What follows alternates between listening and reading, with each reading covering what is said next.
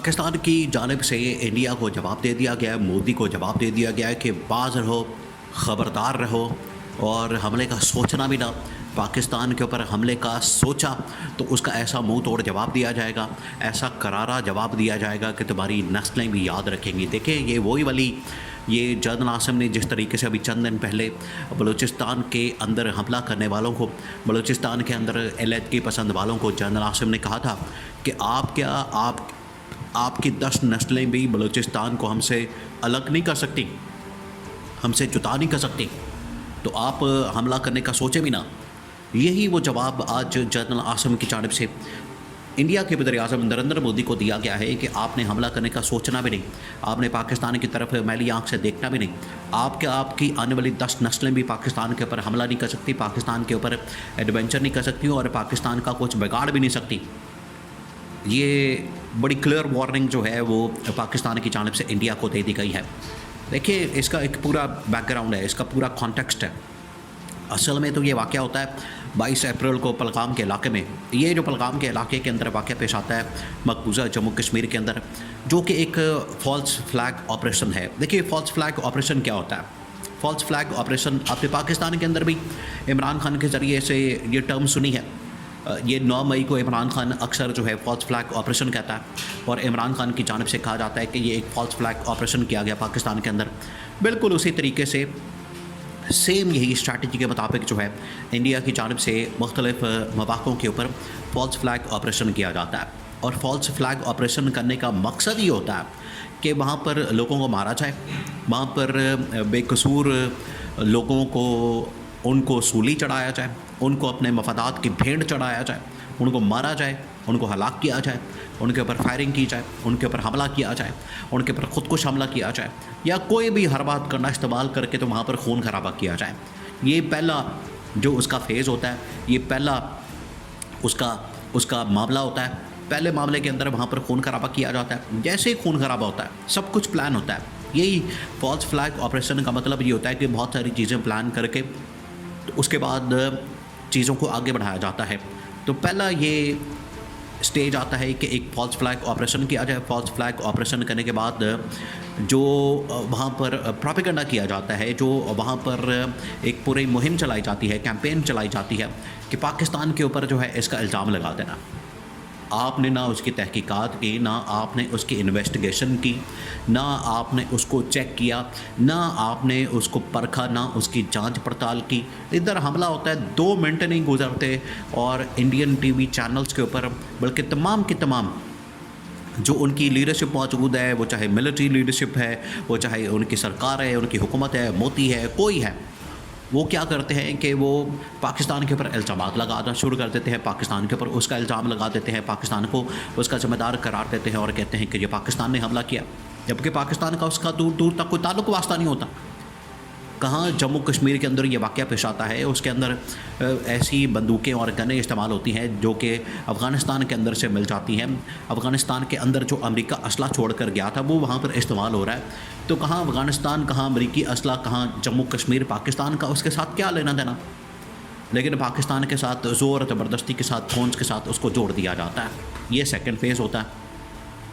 Third phase के अंदर फिर क्या किया जाता है, ये फिर एक डिप्लोमेटिक जंग शुरू कर देते हैं। फिर उसके बाद अभी जारियत, ये जो पानी के ऊपर एग्रेशन कि पानी बंद कर देना, डैम बंद कर देना या मुख्तलिफ दरियाओं को बंद कर देना, जो कि संतास माहिदे के तहत एक इंडस वाटर ट्रीटी है पाकिस्तान और इंडिया के दरमियान। उसके मुताबिक जो है भारत बहुत सारी जो दरियाओं का पानी है वो पाकिस्तान के अंदर भेजता है। बहुत सारी चीज़ों के ऊपर एग्रीमेंट है पाकिस्तान और इंडिया के, एक बायलैटरल एग्रीमेंट है।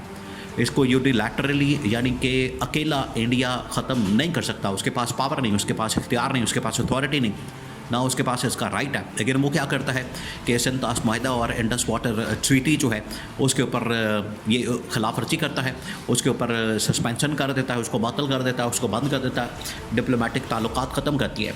ये स्ट्रैटेजी के तौर पर ये फिर हर बात करना इस्तेमाल किया जाता है। और अभी ये जो हमला हुआ है पहलगाम के अंदर, उसके बाद इन्होंने क्या किया है कि यहाँ पर सारे ये तमाम चीज़ें की हैं।